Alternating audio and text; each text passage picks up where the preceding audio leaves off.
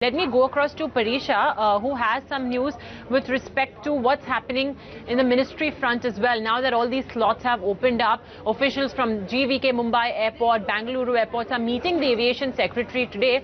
And remember, it's 209 slots of Jet Airways that have opened up. So essentially, the government will be deciding on how to distribute these 209 slots to other airlines. Parisha, what are you picking up? What's on the agenda today in the meeting?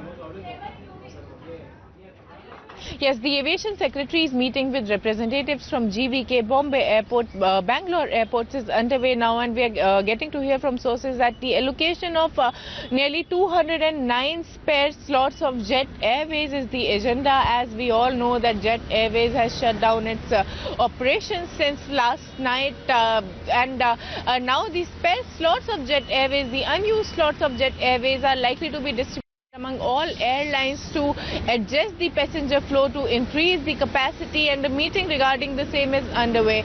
So currently the aviation secretary is meeting the officials from airport authorities, several airports, and we also learned from sources that in the evening another meeting with representatives from airlines is scheduled, and again the slot management, fare, the rise in airfares and increase in capacity will be discussed among the airlines and the government. Remember, just 1 or 2 days back, the aviation minister had also directed the secretary to take a stock of the entire situation, and as airfares in the country have been skyrocketing with Jet suspending its operation, and now even as Jet asked for an interim funding of 400 crore, the lenders have denied it, and Jet Airways has been forced to shut down its operation, which has led to a shortage, a ruckus in the Indian aviation sector. And to handle the same, the aviation secretary is set to hold a series of meetings today.